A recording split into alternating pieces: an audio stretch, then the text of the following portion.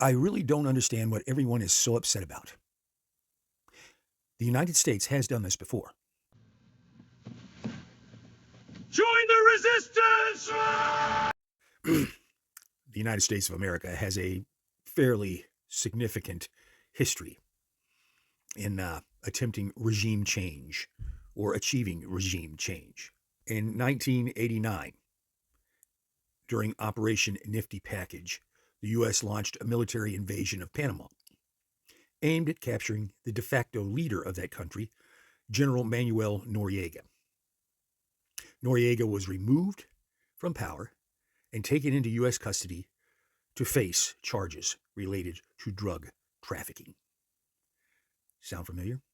I think it's also important to note that Operation Nifty Package was considered, at least internationally, an illegal action, since it was unilaterally carried out by the United States without any consultation to the UN or any other international body.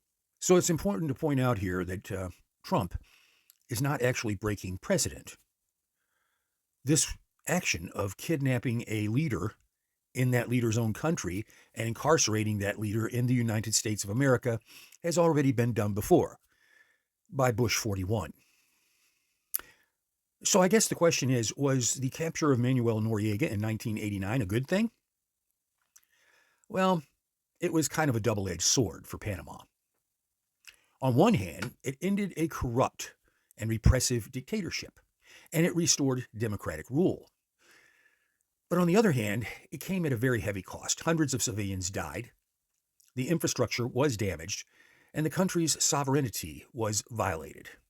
So while it brought political change, the human and social toll reminds us that foreign interventions carry serious consequence.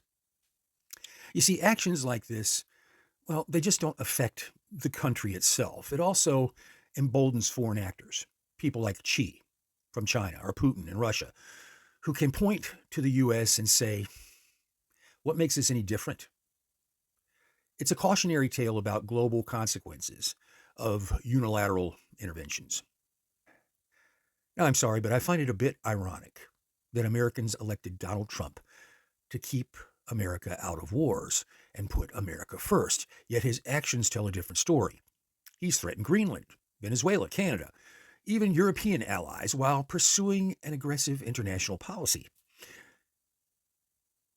That's not really putting America first, unless your aim is to make America truly an imperial nation.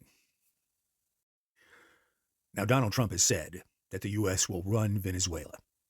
That is a very bold imperialistic statement. And unlike Bush 41, Trump doesn't hide it behind a friendly face. Let's be clear. This has nothing to do with drugs, Americans. Your kids will keep snorting cocaine. They will continue dying from fentanyl overdoses because other countries like China will always supply these substances. Venezuela is leaving the market, but that won't change anything. Human cost continues while Trump openly flaunts ambitions most leaders at least pretend to deny.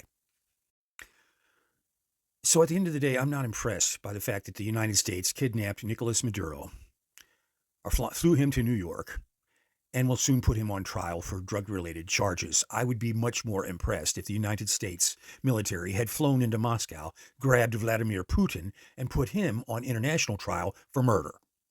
That would show true strength. Nicolas Maduro, he's a big guy, but he's a small fish in a very dangerous sea in which very large sharks are swimming around, willing to consume anything in their path. And that's where America's focus should be, on those shark-like figures, the Putins, the Xis.